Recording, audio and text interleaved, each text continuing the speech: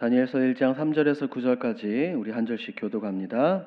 왕이 환관장 아스부나스에게 말하여 이스라엘 자손 중에서 왕족과 귀족 몇 사람 용모가 아름다우며 모든 지혜를 통찰하며 지식에 통달하며 학문에 익숙하여 왕궁에 설만한 소년을 데려오게 하였고 그들에게 갈대아 사람의 학문과 언어를 가르치게 하였고 또 왕이 지정하여 그들에게 왕의 음식과 그가 마시는 포도주에서 날마다 쓸 것을 주어 3년을 기르게 하였으니 그 후에 그들은 왕 앞에 서게 될 것이더라.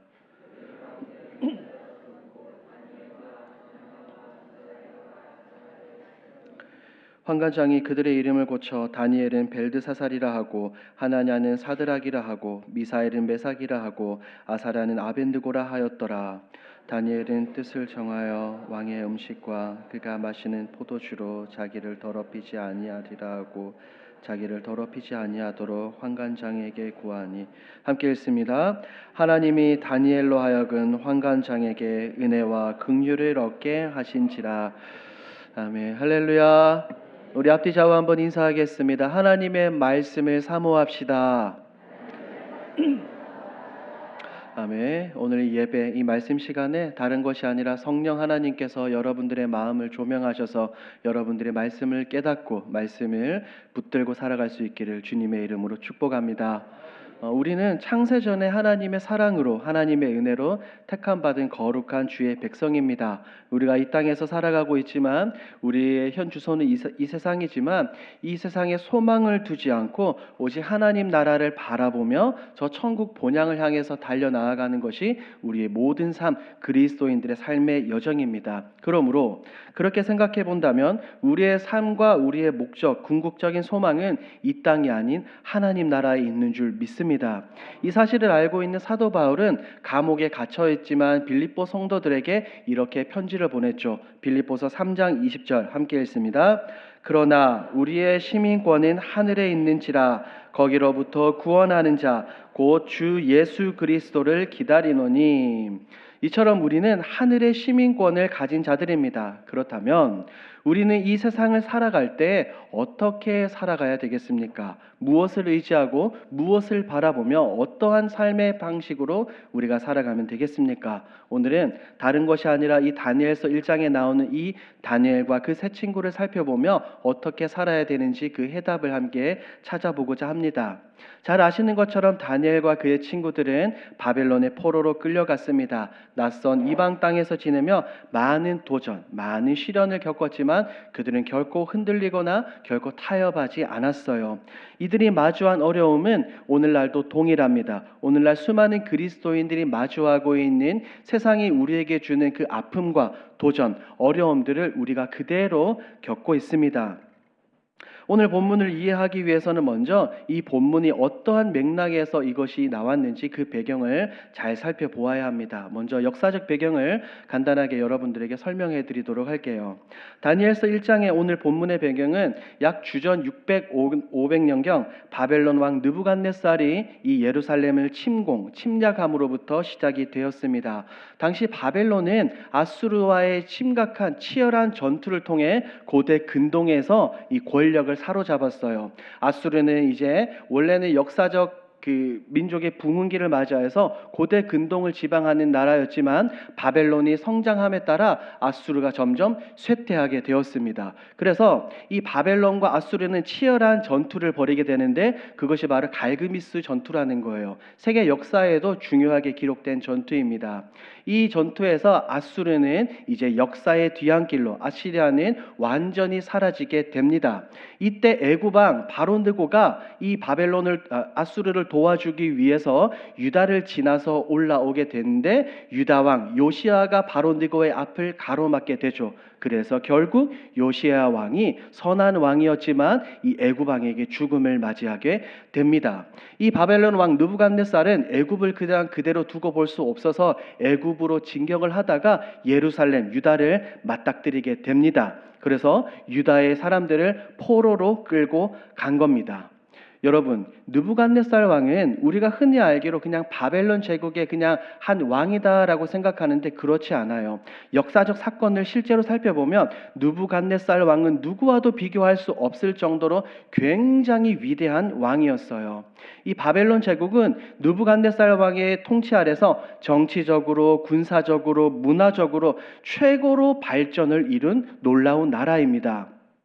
이 느부갓네살 왕은 약 46년 동안 바벨론을 다스리며 바벨론을 세계 최고의 나라로 만들었어요. 그러니 바벨론 제국의 성장에 도움이 되는 모든 일은 다 했던 것이 바로 이 느부갓네살 왕입니다.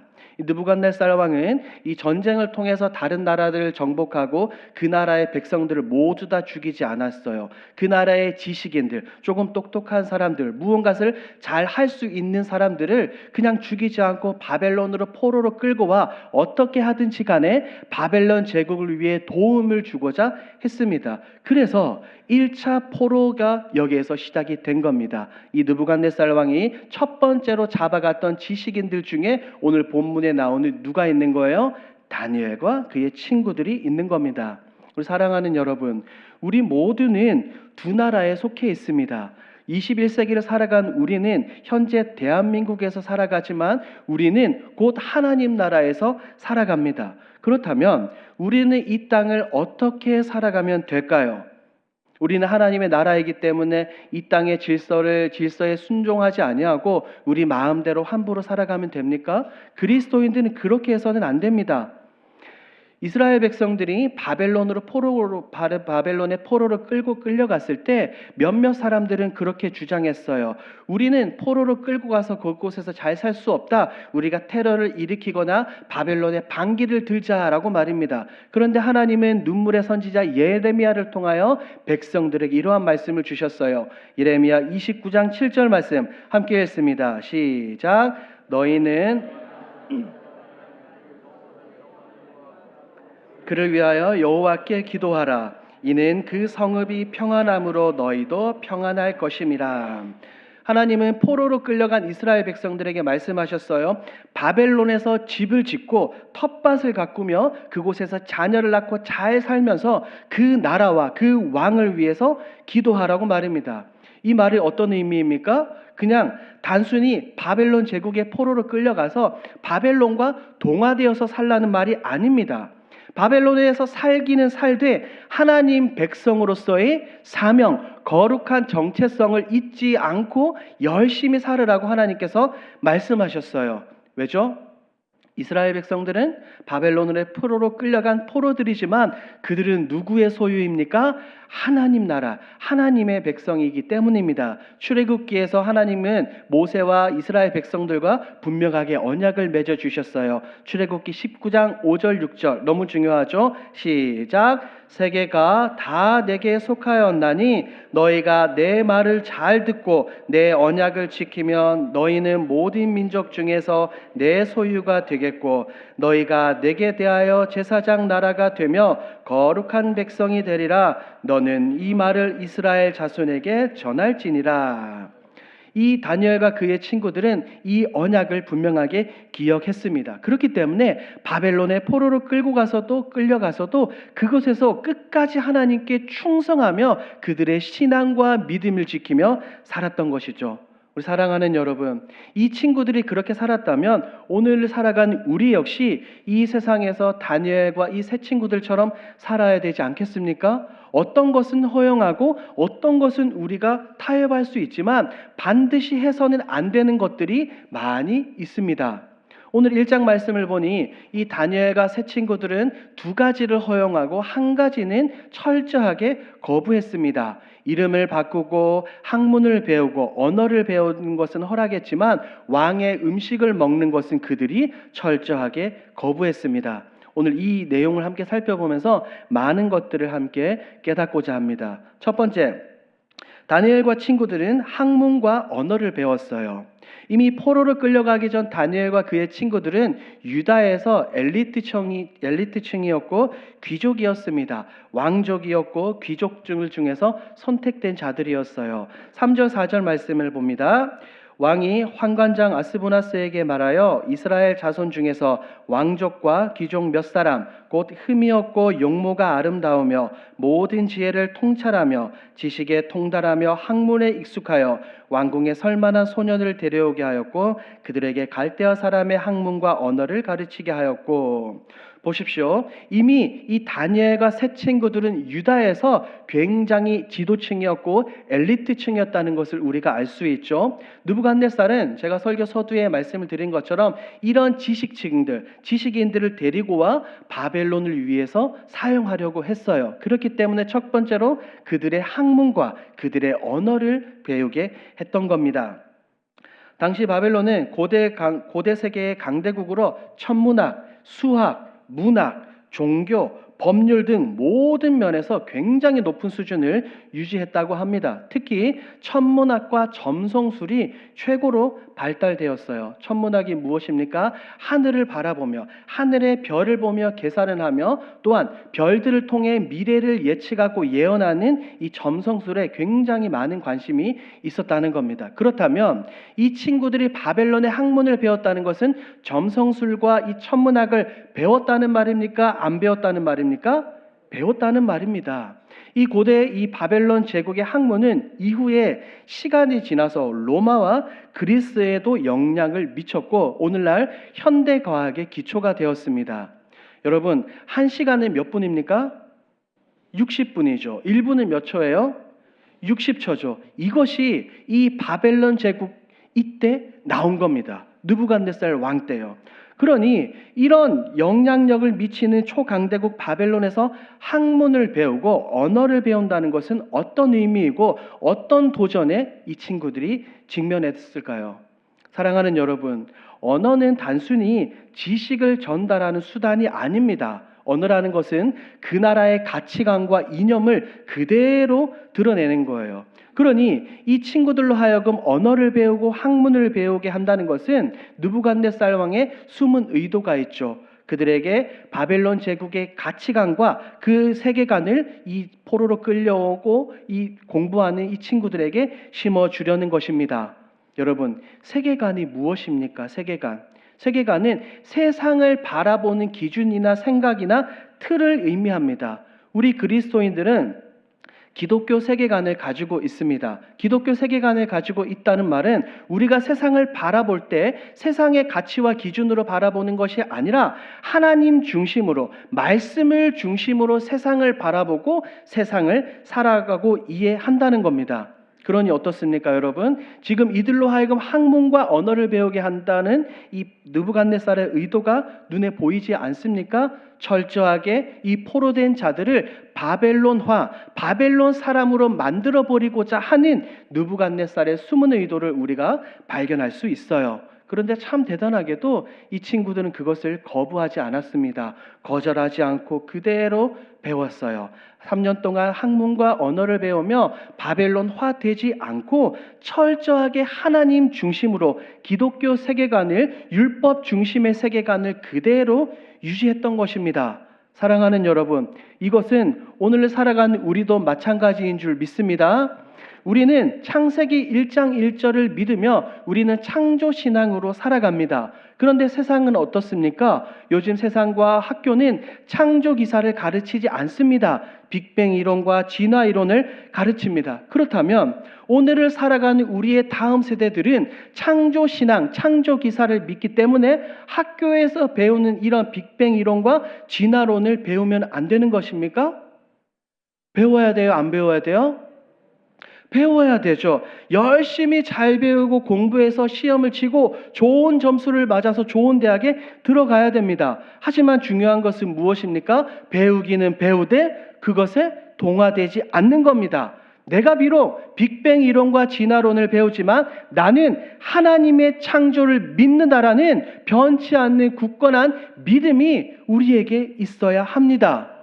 세상의 지식을 배우기는 배우되 그 지식이 하나님과 우리 사이를 멀어지게 해서는 안 된다는 거예요. 왜냐하면 우리의 중심엔 언제나 다른 것이 아니라 살아계신 하나님의 말씀이 자리 잡고 있어야 되기 때문인 줄 믿습니다.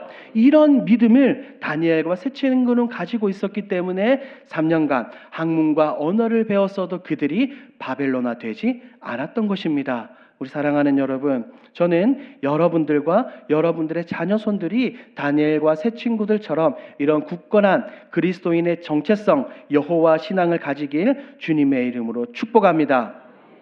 자, 두 번째, 첫 번째는 학문과 언어를 배웠죠. 두 번째는 무엇을 허용했습니까? 그들은 이름을 바꿨습니다.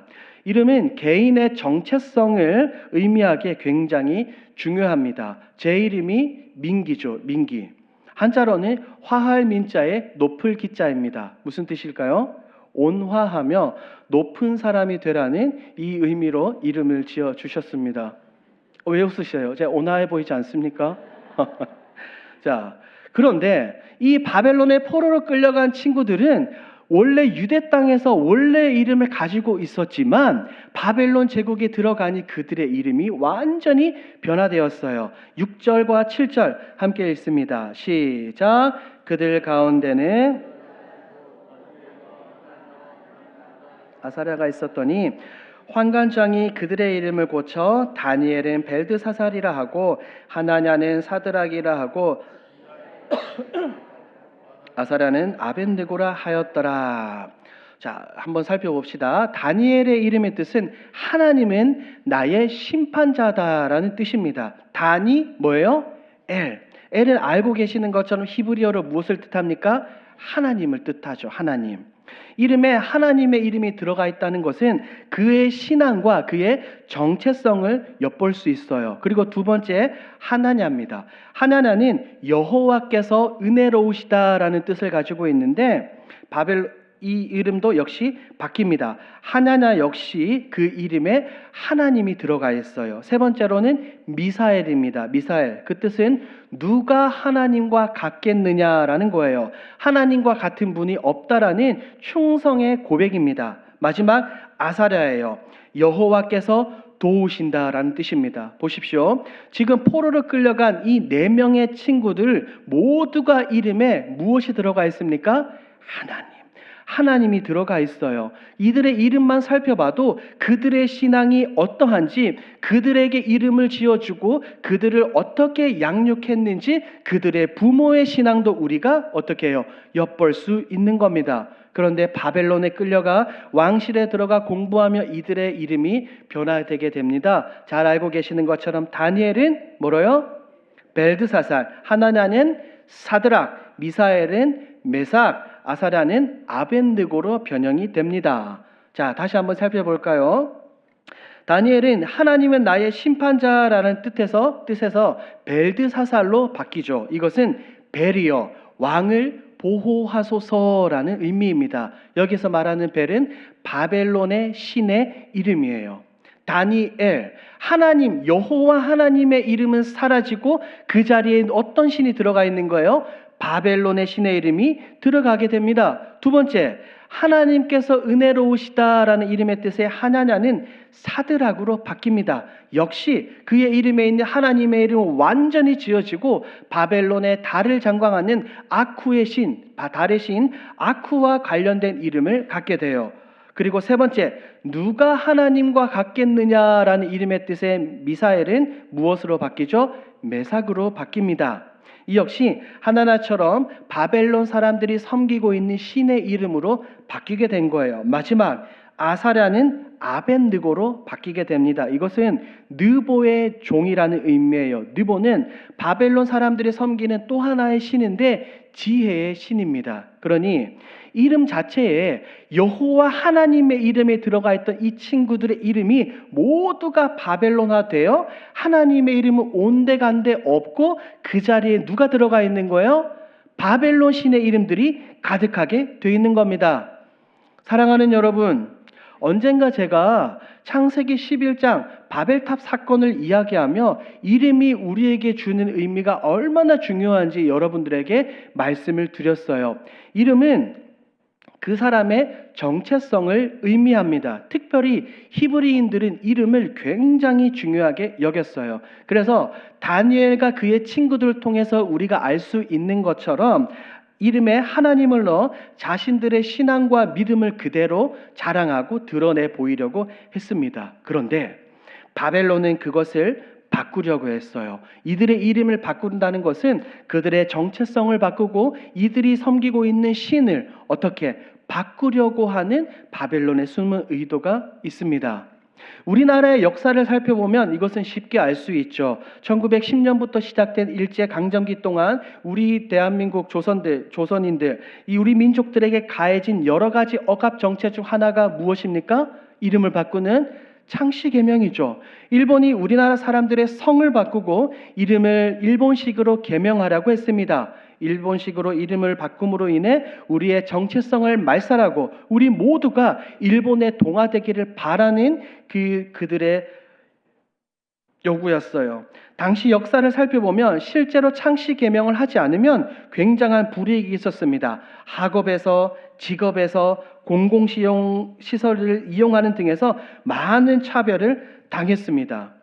지금 이와 비슷한 거예요. 바벨론에 사로잡아온 이 친구들을 친바벨론화하기 위해서 그들의 이름을 완전히 바꾼 것입니다. 사랑하는 여러분, 분명히 기억하십시오. 하나님을 알지 못하는 세상, 예수 그리스도를 알지 못하는 이 세상은 끊임없이 우리의 정체성을 날마다 바꾸려고 합니다. 우리가 누구인지를, 우리가 제대로 된 어떤 민족이고 어떤 사람들인지를 알지 못하게끔 우리의 눈과 귀와 생각을 막으려고 끊임없이 유혹하고 있습니다. 세상의 가치관과 이념들은 우리가 하나님의 자녀라는 정체성을 흔듭니다. 세상은 계속해서 그렇습니다. 우리가 본래의 모습은 있고 세속적으로 세상과 다를 바 없이 살아가기를 우리에게 요구하고 원하고 있습니다. 하지만 우리는 어떻습니까? 하나님께서 우리를 부르신, 우리는 택한 하나님의 거룩한 백성이라는 정체성을 굳건히 하며 살아가야 될 줄 믿습니다. 그렇기 때문에 성경은 우리에게 말하죠. 베드로전서 2장 9절 함께 읽습니다. 시작. 그러나 너희는 택하신 족속이요 그의 소유가 된 백성이니 이는 너희를 어두운 데서 불러내어 그의 기이한 빛에 들어가게 하시니의 아름다운 덕을 선포하게 하심이라. 사랑하는 여러분, 다니엘과 그의 친구들은 그들의 이름이 바뀌었어도 그들의 신앙의 정체성은 절대로 바뀌지 않았습니다. 그런데 오늘날 우리는 어떻습니까? 너무나도 안타깝지만 이 4년 전 시작된 코로나19라는 전무후무한 어려움 앞에서 수많은 믿음의 사람들이 예배의 자리와 신앙의 자리를 떠났습니다. 교회가 세상으로부터 손가락질 당하니 그리스도인이라는 것을, 내가 하나님을 믿습니다, 나는 하나님의 거룩한 백성이고 자녀이라는 것을 숨기는 사람들이 얼마나 많았습니까? 우리는 압니다. 지금도 여전히 손가락질 받고 있지만 초대교회 때도 여전히 교회는 세상으로부터 손가락질 받았습니다. 그런데 그 내용이 달라졌어요. 초대교회 때는 어떻게 손가락질 받았습니까? 교회가 왜 세상과 다르지 않냐라고 손가락질 받았어요. 초대교회 성도들은 어땠습니까? 세상과 구별되었으며 사회와 문화가 즐기던 쾌락과 향락을 포기하고 신앙을 지키기 위해서 그들은 목숨을 걸었습니다. 오늘날 교회는 어때요? 초대교회와 똑같이 손가락질 당하는데 그 내용은 완전히 다릅니다. 왜 우리와 다르지 않냐는 거예요. 왜 세상과 교회는, 그리스도인들은 다르지 않냐는 겁니다. 왜 하나님을 믿고 예수님을 믿는 거룩한 공동체라고 말하면서 세상과 똑같이 사기치고 범죄하고 남을 헐뜯고 왜 불륜을 일으키냐는 겁니다. 사랑하는 여러분, 예전이나 지금이나 세상은 여전히 우리를 향해서, 그리스도인들을 향해서, 교회를 향해서 손가락질하고 있습니다. 거기에 휘둘릴 필요가 없습니다. 사랑하는 여러분, 우리는 구별되어야 되는 존재인 줄 믿습니다. 세상에서 살아가지만 세상과 반드시 구별되어야 됩니다. 달라집시다, 여러분. 달라져야 합니다. 하나님을 믿는 우리가 어찌 세상 사람들과 똑같이 하겠습니까? 적어도 세상 사람들과는 달라야 되지 않겠습니까? 그것이 바로 구별된 그리스도인의 정체성입니다. 세상은 끊임없이 우리에게 새로운 이름과 정체성을 주입하려고 하지만 우리는 하나님의 백성으로서 정체성을 잃지 말아야 하는 줄 믿습니다. 사랑하는 여러분, 이렇게 오늘 본문에 나오는 다니엘과 그의 친구들처럼 세상을 따르지 않고 오직 하나님만, 오직 예수 그리스도만 따르고 섬기는 저와 여러분들이 되길 우리 주님의 이름으로 축복합니다. 자, 이 친구들은 두 가지는 허용했고 마지막 한 가지는 거부했습니다. 학문과 언어를 배우는 것을 허용하고 이름을 바꾸는 것을 허용을 했습니다. 하지만 세 번째, 무엇은 허용하지 않았습니까? 음식. 왕이 내려주시는 음식을 거절했습니다. 뜻을 정하여 그것을 거부했던 것이죠. 자, 오늘 본문 8절 말씀 함께 읽습니다. 시작. 다니엘은 뜻을 정하여 왕의 음식과 그가 마시는 포도주로 자기를 더럽히지 환관장에게 구하니. 자, 8절에서 나오는 뜻을 정하다라는 이 말은 다니엘의 마음을 그대로 나타내 보이고 있죠. 히브리 원문으로 보면 마음을 두다라는 의미예요. 즉 다니엘과 이 친구들은 자신의 마음을 바벨론과 느부갓네살 왕에게 두는 것이 아니라 누구에게만 두기로 확고하게 결심을 했다는 거예요. 하나님에게만 두기로 확고하게 결심을 내렸다는 겁니다. 자신들을 더럽히지 않겠다는 겁니다. 이것은 종교적으로 부정함을 저지르지 않겠다라는 그 의미도 포함되어 있어요. 우리가 흔히 알기로 왕이 내려주신 음식과 포도주는 레위기 율법에 따라 음식 규율에서 부정한 음식이기 때문에, 그리고 우상에게 바쳐진 음식이기 때문에 다니엘과 세 친구들이 이것을 거부했다라고 알고 있습니다. 그렇죠. 그런데 맞아요, 여러분. 맞습니다. 그런데 이렇게만 본다면 뭔가 100% 개운하지가 않아요. 석연치가 않는다는 거예요. 당시적인 문화적인 관점으로 본다면 왕실에서 제공되는 모든 음식들은 바벨론의 왕과 바벨론의 신들에게 바쳐진 후에 먹는 것이 일반적인 관습이었어요. 이런 종교적 의식은 굉장히 보편적이었으며 이것을 통해 그들의 신을 잘 섬기자는 일종의 공동체 화합의 의미도 지니고 있었습니다. 그렇다면 여기서 한번 생각해 봅시다. 왕의 음식은 거부했고 그들이 채식과 물을 했는데 그 채식과 물은 우상에게 바쳐진 것이 아니었을까요, 여러분? 아니에요. 그들이 환관장이 따로 구별해서 준다고 하더라도 그것은 바벨론의 신, 바벨론의 왕에게 이미 바쳐진 채식과 물이었습니다. 그런 면에서 본다면 음식이 부정하기 때문에 먹지 않았다는 이 주장은 그렇게 효력이 없어 보입니다.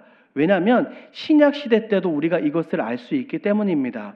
고린도전서 8장과 10장을 보면 이 사도 바울이 음식 먹는 문제로 성도들에게 이렇게 이야기를 합니다. 왜냐하면 당시 고린도 교회 내에서는 우상에게 바쳐진 음식을 먹는 문제로 교회 내에 갈등이 있었거든요. 먹어도 된다, 아니면 먹으면 안 된다. 그때 사도 바울은 이렇게 말했어요. 고린도전서 8장 4절 시작. 그러므로 우상의 제물을 먹는 일에 대하여는 우리가 우상은 세상에 아무것도 아니며 또한 하나님은 한 분밖에 없는 줄 아노라.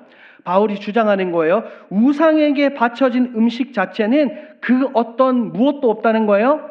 효력이 없다는 거예요. 왜? 우상은 뭐가 아니기 때문에? 진짜가 아니기 때문에, 가짜이기 때문에, 없기 때문에 아무런 문제가 되지 않는다는 거예요. 그런데 바울은 이어서 말하죠. 믿음이 약한 자들에게 그것이 걸림돌이 된다면 그런 상황에서는 먹지 않는 것이 좋겠다라고 사도 바울이 말합니다. 사랑하는 여러분, 그렇다면 지금 이 본문에 나오는 다니엘과 그의 친구들은 왜 왕의 음식을 거절했을까요? 채식도 물도 왕과 신에게 바쳐진 건데 왜 굳이 왕이 지정한 음식을 거부했을까요? 이것은 아주 중요한 의미가 있어요. 이것은 당시 문화적인 관습이 있습니다. 이것은 특정이 이제 부정적인 음식이라서가 아니라 음식을 먹는 사람들이 음식을 주는 사람들에게 종속되는 개념인 거예요. 즉 느부갓네살 왕이 제공하는 음식을 먹는다는 것은 그 음식을 먹는 모든 사람이 곧 누구의 종이 된다는 의미예요. 느부갓네살 종이 된다는 의무입니다. 그러니까 이 다니엘과 그의 친구들이 왕실에서 그 음식을 먹는다는 것은 이제 하나님이 나의 주인이 아니고 나의 주인은 느부갓네살 당신입니다라는 이 의미를 지니고 있기 때문에 이들이 거부했어요. 그래서 왕의 음식과 포도주를 거부했고 환관장이 주는 채식을 하기로 결심했던 것이죠. 사랑하는 여러분, 원래 이들은 누구만 섬기기로 다짐했습니까? 누구만? 여호와 하나님 한 분만 섬기기로 다짐을 했었고 하나님이 친히 두 돌판의 율법을 직접 새기셔서 그들에게 주셨어요. 출애굽기 20장 3절 함께 읽습니다. 시작. 너는 나 이외는 다른 신들을 내게 두지 말라. 친히 두 돌판에 전무후무한 사건입니다. 이때 이후로 하나님이 직접 써서 주신 일은 없어요. 하나님이 직접 기록해 주신 율법입니다. 하나님 외에 다른 신에게 충성을 다하거나 마음을 다하는 것을 하나님이 금지하셨어요. 신명기 6장도 함께 보겠습니다. 신명기 6장 시작. 내 하나님 여호와를 경외하며 그를 섬기며 그의 이름으로 맹세할 것이니라. 너희는 다른 신들 곧 내 사면에 있는 백성의 신들을 따르지 말라. 내 사면에 있는 백성의 신들을 뭐 하지 말라고요? 따르지 말라는 겁니다. 사랑하는 여러분, 다니엘과 그의 친구들은 그들의 삶의 주인이 하나님이라는 것을 확고하게 드러내 보이고 나타내 보이기 위해서 왕의 음식을 거부했던 겁니다. 바벨론의 포로로 끌려와 왕실에서 교육받고 궁정에서 살았지만 내적으로는 열심히 하나님 백성으로서의 정체성을 지키고 있었던 겁니다. 우리가 기억해야 될 것은 무엇입니까? 우리의 유일한 충성의 대상은 오직 여호와 하나님 한 분밖에 계시지 않는 줄 믿습니다. 그런데 오늘날 우리는 어떻습니까? 하나님이 아닌 다른 것에 충성하는 경우가 많습니다. 여러 가지가 있겠지만 그 중에 대표적인 것이 무엇일까요? 바로 돈이죠. 세상을 살아가며 돈이 필요합니다. 돈이 없이는 우리 그리스도인들도 살아갈 수 없어요. 그러다 보니 많은 사람들, 많은 그리스도인들이 돈의 노예가 되어서 살아갑니다. 성경에서도 말하죠. 돈을 사랑하는 것이 뭐라고요? 일만하게 뿌리이고 돈은 곧 만몬신이다 라고 말입니다. 누가복음 16장 함께 읽습니다. 시작. 집 하인이 두 주인을 혹 이를 중히 여기고 저를 경히 여길 것이라. 너희는 하나님과 재물을 겸하여 섬길 수 없느니라. 이러다 보니 우리는 이 세상을 살아가는데 필요한 돈, 그것을 위해서 하나님보다 돈에 더 충성하면서 살아가는 거예요. 돈의 노예가 되어서 24시간 365일 뼈 빠지게 일하면서 살아가는 사람들이 많아요. 그런데 이렇게 살아가서는 안 됩니다. 그리스도인이라면 이렇게 살아서는 안 된다는 거예요. 지금 다니엘과 그의 친구들이 이런 충성의 표시로 내가 세상의 것들을 따르지 않고 오직 하나님 한 분만 섬기고 따르겠습니다라는 이 의미로 표시로 왕의 음식을 거부했어요. 내 모든 것을 주관하시는 분은 하나님이다라는 이 사실, 이 이스라엘 백성들, 유대 민족들, 그들의 선조부터 끊임없이 이어져 내려온 그들의 머리와 그들의 가슴과 그들의 마음팡에 박힌 이 쉐마의 말씀, 신명기 6장의 말씀을 그들은 끝까지 기억하고 지키고 있었던 겁니다. 한번 읽어볼까요? 신명기 6장입니다. 시작. 이스라엘아 들으라. 우리 하나님 여호와는 오직 유일한 여호와시니 너는 마음을 다하고 성품을 다하고 힘을 다하여 내 하나님 여호와를 사랑하라.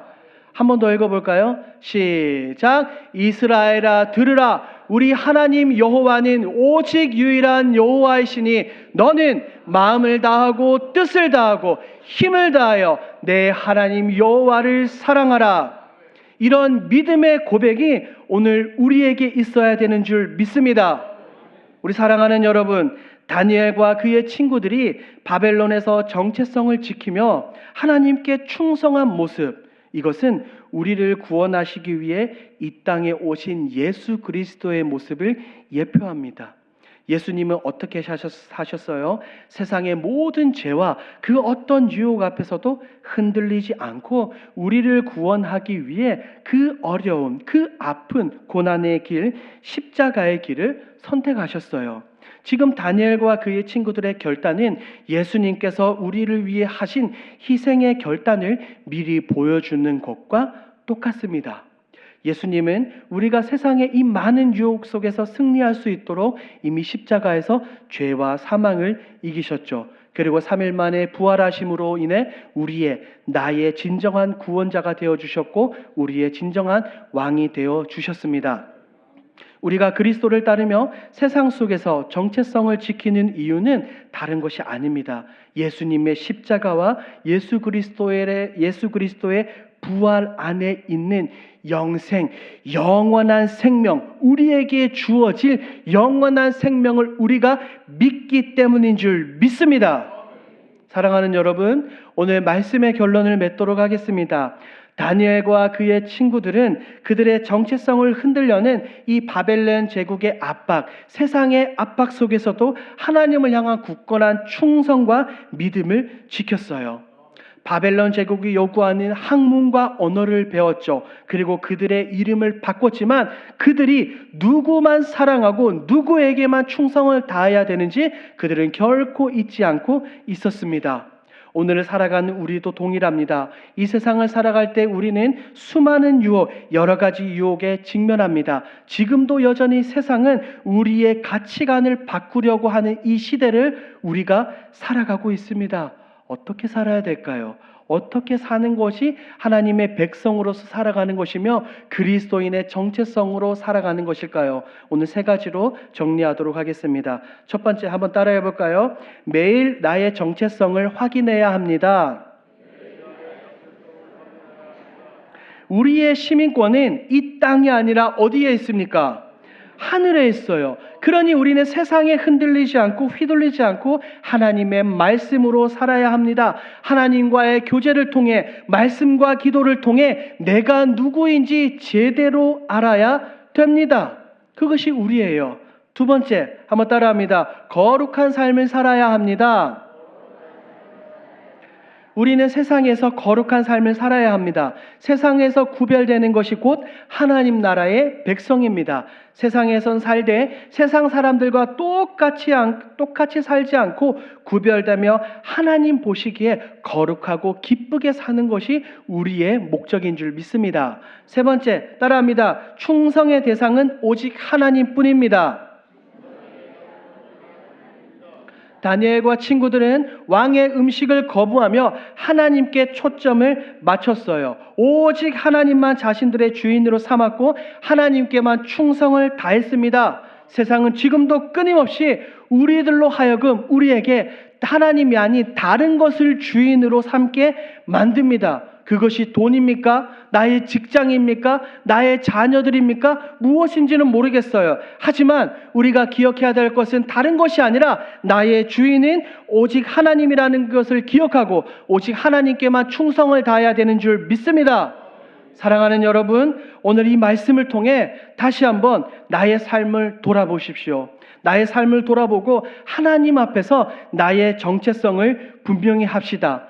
다니엘과 친구들은 바벨론의 강력한 압박 속에서 하나님께 충성했지만 이들의 충성은 결국 하나님의 구속 역사, 구속 계획 안에서 완성이 되어 갑니다.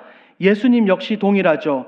세상의 유혹과 고난 속에서도 끝까지 하나님 아버지께 충성하셨고 십자가에 달려 죽음으로 인해 우리에게 진정한 영생과 생명과 해방을 주셨습니다. 오늘 우리도 다니엘과 그의 친구들처럼 살 수 있는 이유는 다름 아닙니다. 예수 그리스도께서 우리를 대신해 승리하셨기 때문입니다. 예수 그리스도의 부활로 말미암아 우리는 세상의 힘이 아니라 하나님께 속한 자로 살아갈 수 있는 능력, 권능, 두나미스를 우리가 얻게 된 줄 믿습니다. 그러므로 사랑하는 여러분, 세상의 도전과 유혹 앞에서 흔들리지 마십시오. 그 어떤 어려움과 아픔이 있다 하더라도 하나님을 온전히 섬기기로 다짐하십시오. 매 순간 하나님 나라의 가치를 드러내며 하나님 자녀로 하나님 나라의 백성이라는 정체성을 굳건히 하며 살아가는 저와 여러분들이 되길 우리 주님의 이름으로 축복합니다. 아멘. 이 시간